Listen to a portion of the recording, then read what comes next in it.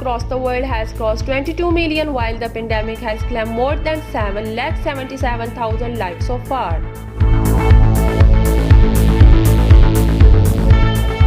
Tension between Israel and the Muslim world will be reduced following the opening of the Al-Aqsa mosque to all Muslims.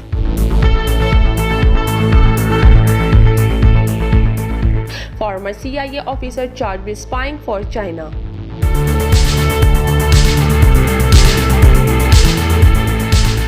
Rocket strike Kabul as Afghanistan marks Independence Day.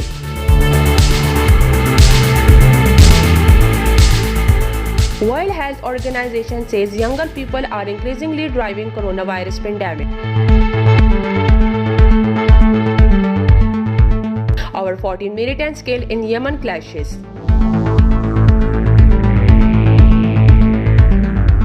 Palestine withdraws from World Expo in UAE.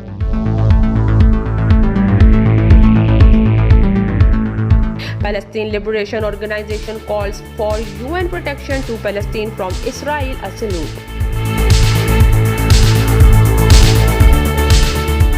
TikTok denies US accusations of ties to the Chinese government.